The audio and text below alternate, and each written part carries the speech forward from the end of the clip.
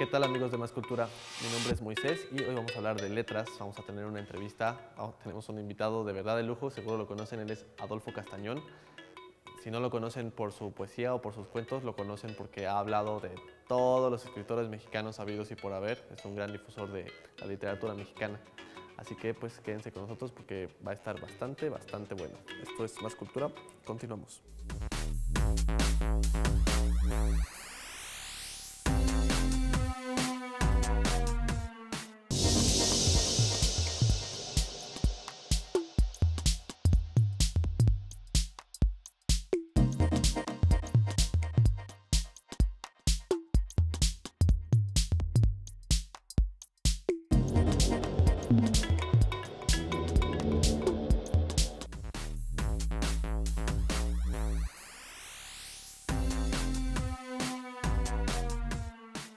Adolfo Castañón es una figura central en la literatura mexicana contemporánea. Quizá, por ejemplo, los literatos de la primera mitad del siglo XX tuvieron a su Alfonso Reyes. Nosotros tenemos a nuestro Adolfo Castañón, que de hecho tiene bastantes trabajos.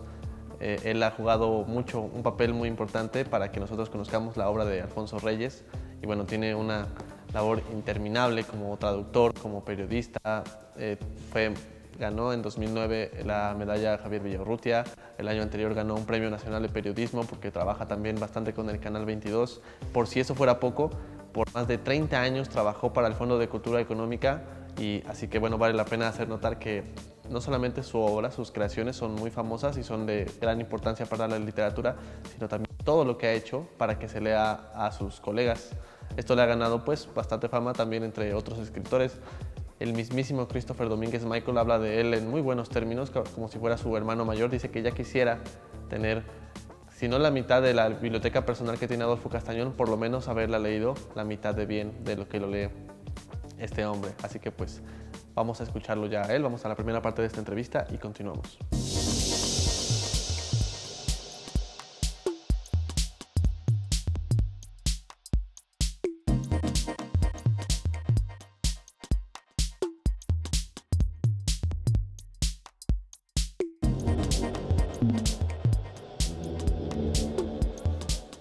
En esta ocasión, en Más Cultura, con las entregas literarias, tenemos el gusto realmente de platicar con el maestro Adolfo Castañón.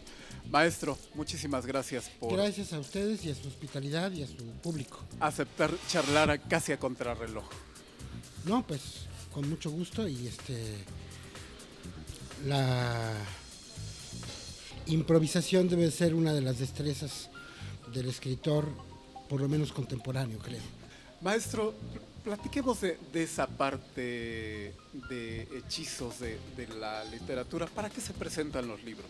Para que los lectores conozcan lo que hay adentro de los libros, alrededor, y que puedan establecer entre ellos, entre ustedes y el libro en especial, una sinapsis, una sintaxis. Pues hay muchas variedades o variables en esta pregunta de usted. Los libros se presentan para que entren en el canal de la comunicación, para que se disemine su poder, su luz, su energía.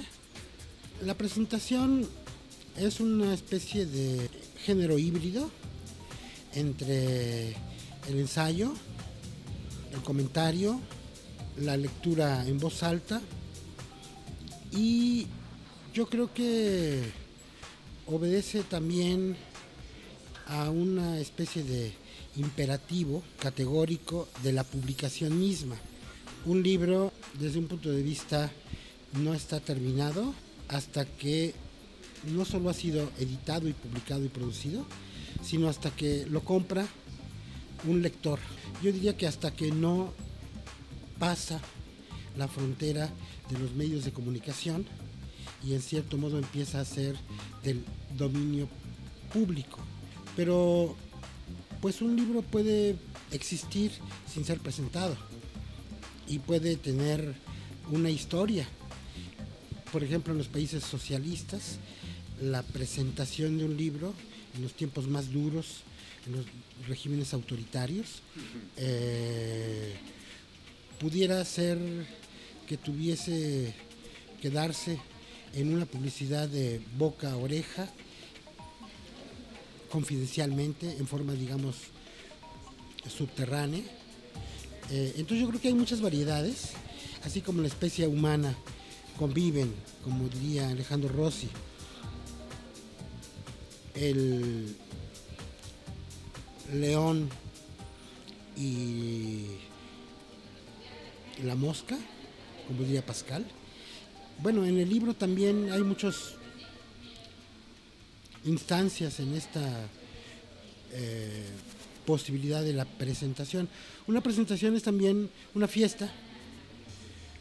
En América Latina, en Venezuela, se habla de un bautismo de un libro, y de hecho un ritual de la presentación de un libro es vertir, derramar sobre el libro una botella de champán. Mientras el libro no está mojado por el champán, un venezolano de los tiempos por lo menos previos a Chávez no sentía que se hubiese presentado. También hay otra palabra sinónimo. En Colombia, en España, se utiliza la palabra lanzamiento. En el siglo XIX, las presentaciones de los libros se hacían con banquetes, alrededor de copas, mesas. En el Ateneo Español, a principios del siglo XX, creo que Jorge Luis Borges presentó sus primeros ejercicios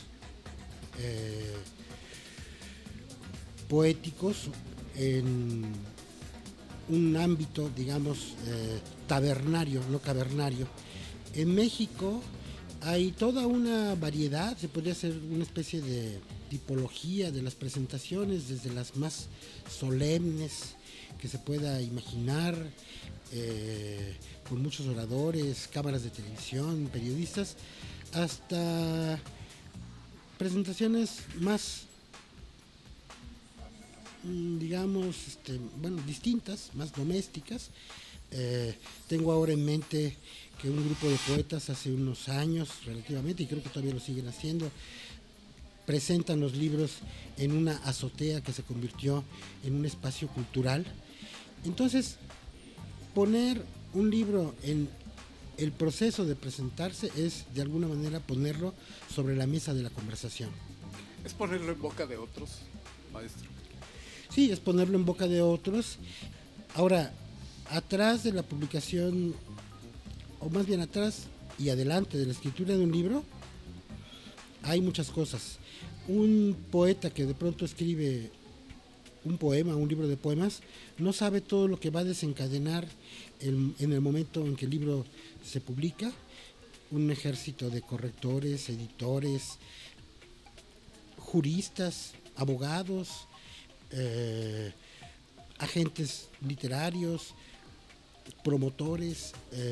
Entonces creo que eso nos habla de algo que es interesante, que es que el acto de la creación, la literatura, la producción de un libro, pues nunca se da como algo solo, aislado, sino que presupone un paisaje y un horizonte y una, digamos, congregación.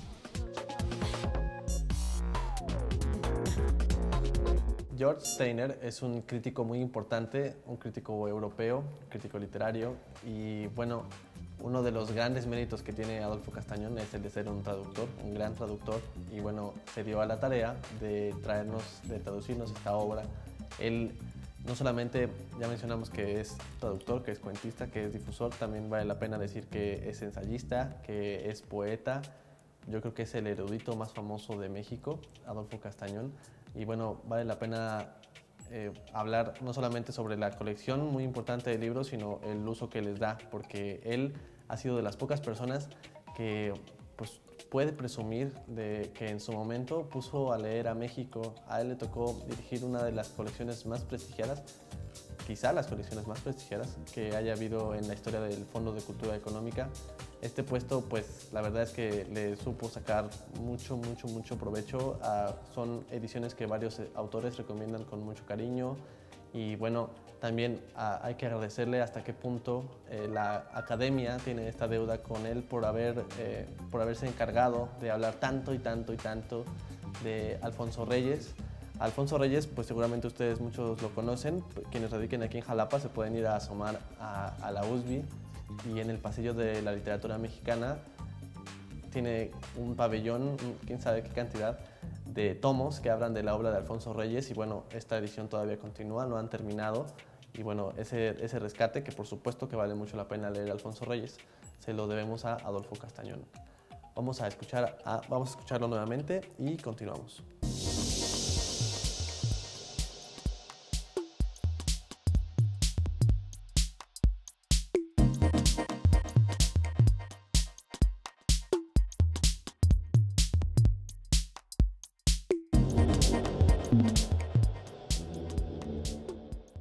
Ahí podemos hilar otra pregunta, ¿de quién es el libro? ¿No, maestro? Es una buena pregunta. Yo creo que el libro es de la lectura. Y la lectura es un pacto que se da entre el autor y el lector en el momento en que está leyendo. Y en ese sentido, el libro se vuelve propiedad del lector en la medida en que el lector, por ejemplo, lo memoriza. En la Unión Soviética queda la memoria de que muchos poemas del poeta Milós se sobrevivieron gracias a que fueron aprendidos de memoria, ¿no?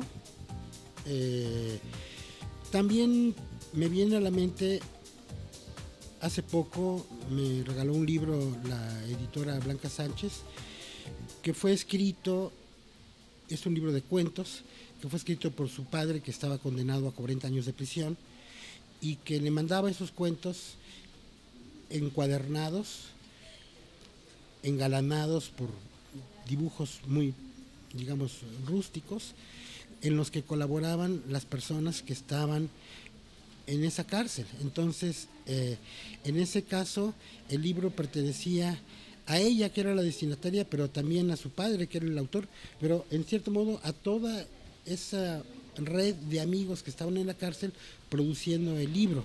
Y el libro esencialmente creo que es un hecho colectivo. Y en ese sentido, ¿de quién es el libro? Pues yo diría que de la humanidad. Una vez que circula y que está en otras manos y con otros ojos.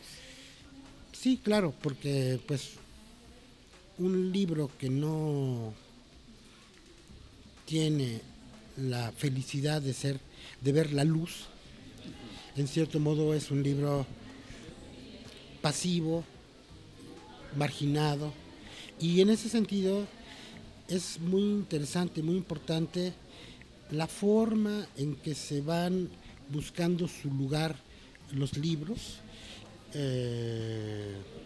Hay la anécdota que contaba Andrés Enestrosa a propósito de los libros que regalaba José Vasconcelos, y en ese momento los clásicos verdes famosos, sí. Y Enestrosa le decía: maestro, pero si los libros se los roban, y Vasconcelos contestaba: bueno, ¿y qué? El que se lo roba lo va a leer. Esto me lleva al tema de las estadísticas un poco de la lectura, que son bastante viscosas, bastante inasibles, y creo que cuando se dice que en México no se lee, creo que se precipita uno en la caracterización, porque quizás se lee más de lo que que la Cámara de la Industria Editorial, no hablo mal de ellos, pero que los, digamos, editores autorizados reconocen, porque hay unos mercados paralelos del libro que tienen que ver con el libro usado, con el libro religioso, con los libros que se prestan, con los libros que se roban, con los libros que están en las bibliotecas, y creo que una sociedad que no lee es una sociedad, en cierto modo, que carece de médula, de inteligencia, de organización, y yo diría que en el México contemporáneo pues hay una verdadera ebullición de la escritura y de la lectura. Las redes sociales, las computadoras, los blogs han vuelto de cabeza los esquemas que se tenían en relación con la lectura, y quizás hay mucha más gente que está participando en la literatura, aunque no necesariamente en el consumo de facturado del libro. Y creo que bueno, esto nos lleva a constatar que el libro pues sigue siendo un misterio, como es un misterio la comunicación y como es un misterio pues digamos este programa en el que se me está grabando, que no sabemos quién lo va a ver y cuáles sean las consecuencias de que esa persona escuche lo que alguien como yo diga y saque las consecuencias de eso.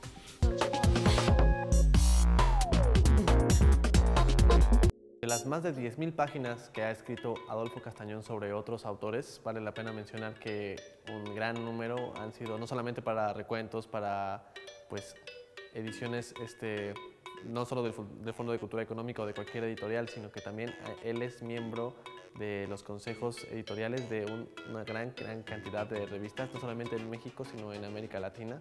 Entonces esto le da mucho peso a la opinión que tenga Adolfo Castañón, que vale la pena también hacer un pequeño paréntesis en esto. Hay muchos críticos que pueden ser como no solamente poco amables o hacer una descripción precisa de lo que no les gusta en una obra en particular, que pues bueno, es una habilidad que para algo ha de servir, pero para la crítica quizá vale la pena voltear a ver cómo lo hace Adolfo Castañón.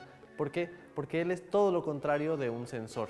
Él está perfectamente al pendiente de todo lo que ocurre en la literatura, en lo nuevo, lo viejo, lo que se está leyendo, lo que se está dejando de leer, lo que se está olvidando, lo que está pasando por en varias regiones del país, con varios autores que todavía no han dado lo mejor, que ya dieron lo mejor y bueno, siguen intentando. Y de todos modos, uno siempre es capaz de leer, sí, con palabras precisas lo que está ocurriendo con este autor, con este texto, pero de una manera provechosa, de una manera que esta crítica ilumine la lectura que uno puede hacer, que conozca y no solamente se lleve las palabras que pudieron haber salido del estado de ánimo que haya tenido el crítico cuando leyó esta obra.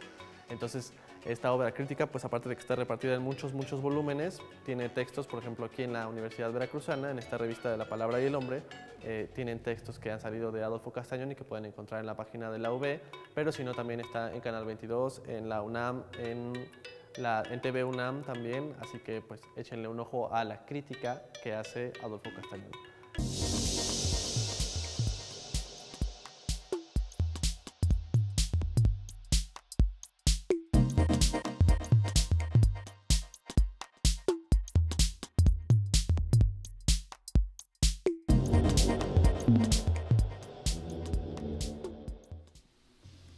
Maestro, finalmente, y le agradecemos muchísimo, usted es, además de un escritor, un lector profesional.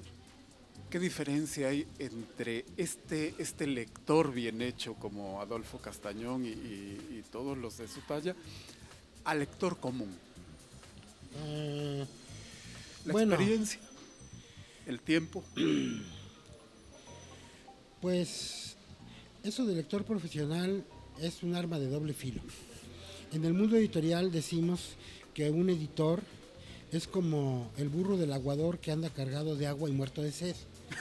Entonces muchas veces un lector profesional está obligado a consumir ciertas cosas, pero precisamente por eso ya está inhibido, cohibido ante la posibilidad de leer un libro gratuitamente. Y creo que en ese sentido uno de los desafíos que tiene un lector calificado o profesional es el de precisamente saber conservar los espacios de la libertad, la gratuidad y la espontaneidad, y poder aplicar, digamos, esa mirada de frescura cuando está haciendo o calificando para distintos propósitos un manuscrito. Y bueno, eso nos lleva a que hay toda una variedad de tipos y de formas de lectura, desde la lectura rápida, Yo en mi juventud cometí el pecado de tomar un curso de lectura de ese tipo, hasta la lectura, digamos, concienzuda de leer y releer un texto hasta agotar sus significados, como puede ser el caso de una obra filosófica o poética que se pone a discusión en medio de un seminario, por ejemplo. Recuerdo que durante por lo menos un año en el seminario de Juan García Ponce en la Facultad de Filosofía y Letras estuvimos leyendo el cuento La construcción de Franz Kafka durante un año, leyéndolo y releyéndolo, viendo cuáles eran, digamos, sus últimos recovecos. Entonces creo que, de nuevo, entre estas dos extremos pues hay muchísimas posibilidades de ejercicio, y creo que el desafío, la diferencia entre un lector espontáneo y un lector, digamos, profesional o por oficio, está en la conciencia de la responsabilidad. Creo que hay una frase que dice un escritor francés: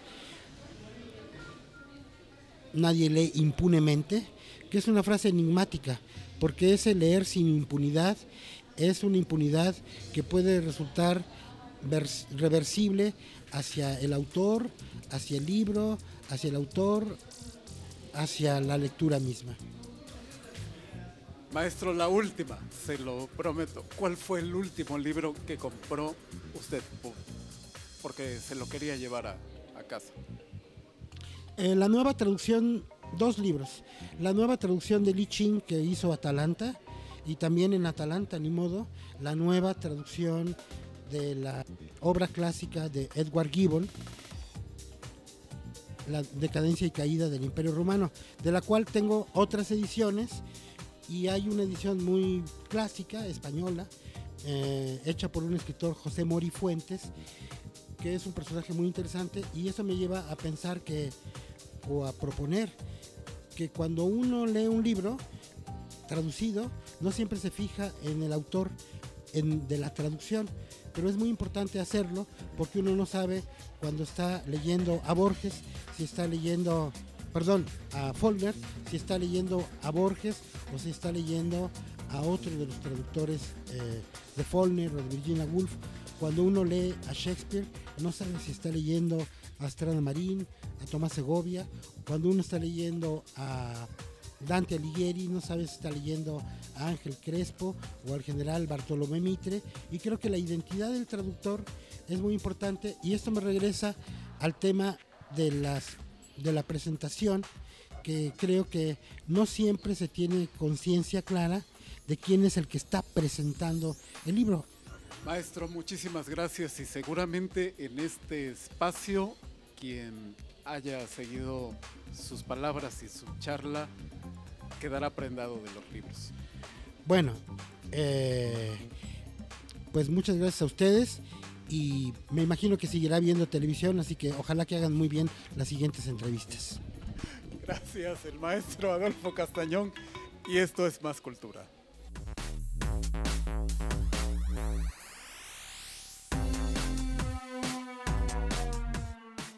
Si ustedes creen que es poca cosa haber recibido un gran cumplido que ya les mencioné de parte de Christopher Domínguez hacia Adolfo Castañón, o haber puesto a leer a un gran número de mexicanos en su súper exitoso paso por el Fondo de Cultura Económica, pues vale la pena que sepan que Adolfo Castañón es de los miembros de la Academia Mexicana de la Lengua, que es un honor que pues no cualquier escritor puede presumir.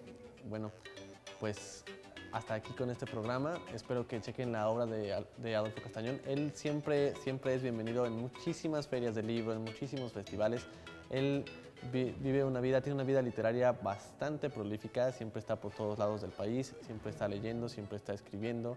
Él es el maestro de varias generaciones de escritores mexicanos, y definitivamente de más todavía de lectores mexicanos. Espero que les haya dado gusto conocer a Adolfo Castañón, y bueno, para quienes ya lo conocían, pues que se enterarán un poquito más. Esto fue Más Cultura, mi nombre es Moisés y nos vemos la próxima.